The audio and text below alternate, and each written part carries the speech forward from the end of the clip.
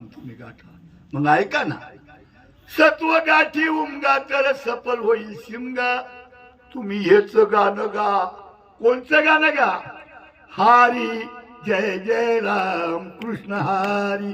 हारी जय जय राम कृष्ण हारी. हारी जय जय राम कृष्ण हारी. हारी जय जय राम कृष्ण हारी. हरी रे हरी रे हरी रे हरी रे हरी जय जय राम कृष्ण हरी.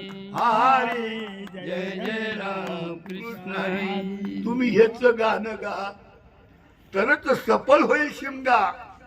नाहीतर तुम्हाला दुःख पचवावं लागेल.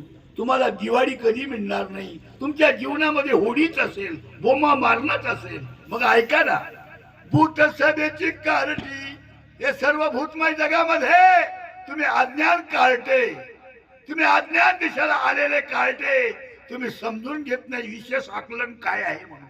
सामान्य तत्वामध्ये तुम्ही दुःख भोगत आहेत याची तुम्हाला कदर नाही. आणि तुम्ही म्हणून म्हटलंय, दूध पवित्र आणि गोळ पासे त्वचेच्या पदराळ तरी आवेरुनी गोचळू अशुद्ध कान शेविली.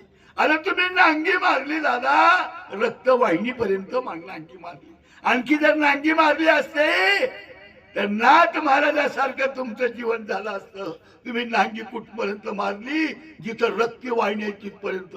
दुधापर्यंत तुम्ही नांगी मारली नाही. दूध तुम्हाला मिळालं नाही. गोचिडासारखे तुम्ही रक्तच पिऊन राहिले. म्हणून तुमचं जीवनाचं सत्यानाश करून घेतला माझ्या माय बाप. तुम्ही हसू नका, तुम्ही हसू नका, हसू नका, तुम्ही हसू नका. भूत सभेची कारटी विषय गोवऱ्या चोरटी. या शरीराच्या या मानेपासून वर पंच विषय भरलेले आहेत. डोळ्यानं पाहिलं का ते मला पाहिजे. कानानं संगीत कानात गेला का तो शब्द मला पाहिजे. अरे रसनेच्या जीवाला जी रसना लागली का ते मला पाहिजे. खमंग असा वास आला का तो मला पाहिजे. आज आपण पाहिले ना, वडापाव पाहिले, वडा भुजिया पाहिली, मला असा खमंग वास येत होता. मला पाहिजे, मला पाहिजे असा विषयामध्ये आपण मग्दूर होतो आणि त्या ठिकाणी दुःख भोगत असतो माझ्या माय बाप.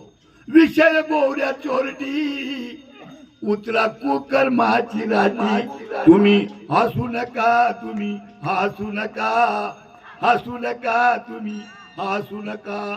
म्हणून जागोजागी थांबा, अवघ्या मिळून मारा बोंबा, नकडे एरंडाचा कोंबा. तुम्ही हसू नका दादा, हसू नका. एरंडाच्या लाकडाचं फर्निचर होऊ शकत नाही, इमारती लाकूड होऊ शकत नाही. एरंड हा वाढतो अज्ञान रूपी आणि त्याचं काहीच होत नाही. तसं तुमचं जीवनाचं तुम्ही करून घेऊ नका.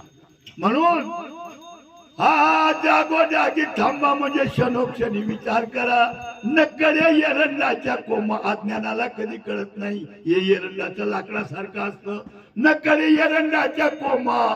तुम्ही हसू नका दादा, हसू नका, तुम्ही हसू नका, तुम्ही हसू नका, हसू नका, तुम्ही हसू नका. काय केलं तुम्ही अज्ञानानं? ओटीत भरला गुलाल, सख्या नेवणी संगती भुलाल, तिचा नवरा मोठा झुलाल. तुम्ही हसू नका दादा, हसू नका. अरे या शरीर रूपी ओटीमध्ये वासना रूपी तुम्ही गुलाल भरला आणि आपला काम रूपी गुलाल भरला आणि वासन्या नेहुणी बरोबर तुम्ही रथ झालात. तुम्ही तिथं संपलात आणि रवरव नरकाला तुम्ही त्या ठिकाणी घनघोर अशा या घोर अशा अपराधा कारणामध्ये तुम्ही अटकले आणि तुमच्या पूर्वजांनाही त्या ठिकाणी अटकवलं. तुम्ही हसू नका, तुम्ही हसू नका, हसू नका, तुम्ही हसू नका. एका जना गावचा पाटील कोळी, काळोबाची पिकली पोळी, मग पाजळू द्या ना तुमची होळी. तुम्ही हसू नका ना दादा, हसू नका. अरे गाव म्हणजे कोणतं? देहाची या गावा आली या जन्म मृत्यूच्या सोळा ना म्हणू नये धनंजिया जिया परी. हे गाव कुणाचं? आत्माराम पाटलाचं. आत्माराम पाटलाचं गाव आहे. पण याच्यावर मनाजी पाटलानं काबूसपेना केला आणि त्यानं हे गावाचा मालक तो झाला.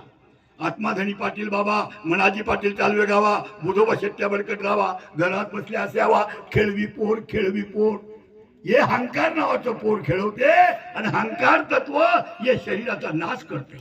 नको हंकार, नवल हंकाराचे गोठी, विशेष लगे अज्ञानाच्या पाठी, सज्ञानाच्या कंठी झोमी नाना संकटी नाचली, असा हंकार आपल्याला नाचवतो. म्हणून गावचा पाटील कोळी म्हणजे शूद्र विचाराचा, कोळी हा मनाजीराव पाटील, हा गावचा पाटील कोळी, काळोबाची पिकली पोळी, या गवी बोली सांगपा सर्पपणाची धावली, ती शीतल होईल तितुली मुशकाशी, मुशक ना मंदिर चैत्र मास उन्हाळा आहे आणि भुजंग असा सर्पाने फणा केलेला आहे. फणाची सावली खाली पडते आहे आणि त्या सावलीच्या फणामध्ये आपला हा उंदीर आहे.